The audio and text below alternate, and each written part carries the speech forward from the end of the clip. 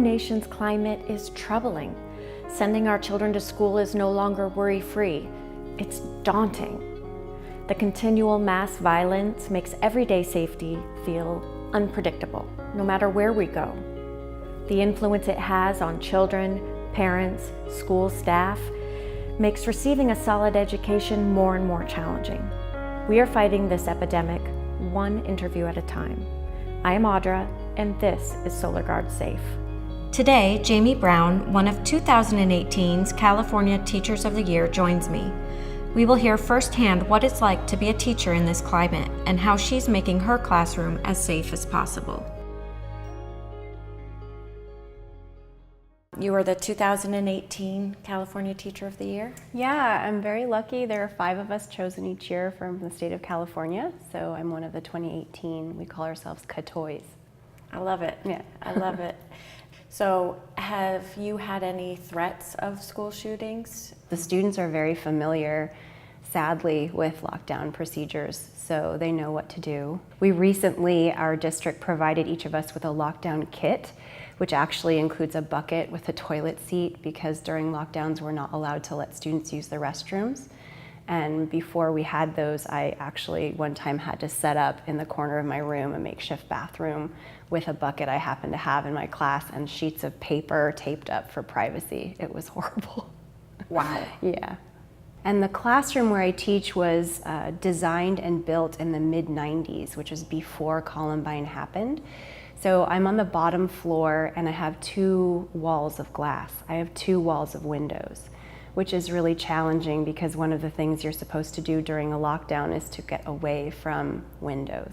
There could be something that could be done to either fortify that or make it feel like it would be a safe place if we had to lock down and there was a dangerous situation. I did hear they're designing schools specifically with student safety in mind, given all of the recent school shootings. So they're doing things like creating lots of windows that are up high to let in light, and they're also being thoughtful about where students would lock down, even in larger social areas. And they're trying to do these things in a very thoughtful way so that the school doesn't feel like a prison. So of course, I mean, if I could have my dream school, that would be something, because then the physicality of the safety would not be necessarily prohibitive to an environment that feels caring and nurturing. What's happened is a lot of student freedoms have been sacrificed for the greater sense of safety. So when I was a student at San Diego High, for example, we had an open campus. It was not completely surrounded by gates. You really don't see that anymore. Everything has to be completely locked at all times with one point of entry and exit. And I understand the necessity, but it does kind of add a prison-like feel to the school, where we have a ton of teenagers who don't necessarily want to be there anyway. It's much less inviting. So I think we have sacrificed some freedoms and just sense of autonomy in order to keep the students safe. So sometimes that makes me a little sad.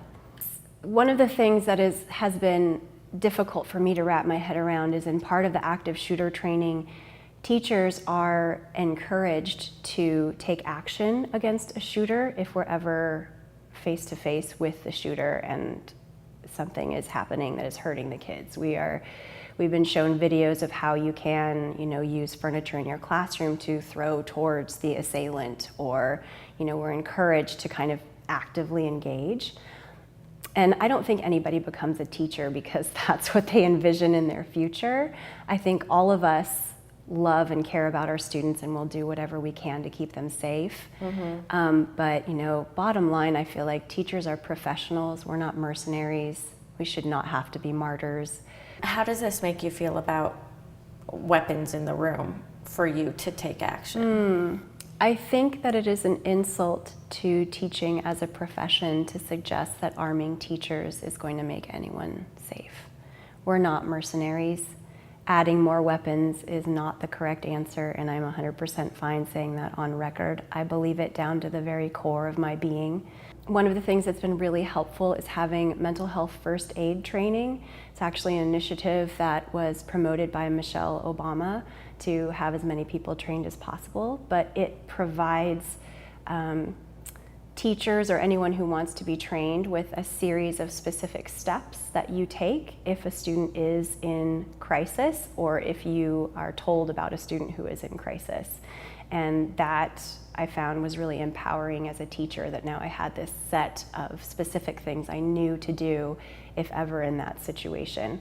And I frequently have students come to me with various mental health issues, not necessarily dealing with violence, but there are a lot of adults on campus that know how to get those students to the right resources. You know, at some point though, I really feel like the onus is not on the school or the school district, it's also societal. Increasing meaningful mental health services and also stricter gun control. I think those are two things that have to happen if this is going to swing back. You know, the pendulum has to swing back. It's so sad that our country is riddled with this epidemic. It's awful. I don't want it to sound like it's all doom and gloom and everybody's in danger in school. I don't feel like that's necessarily the case.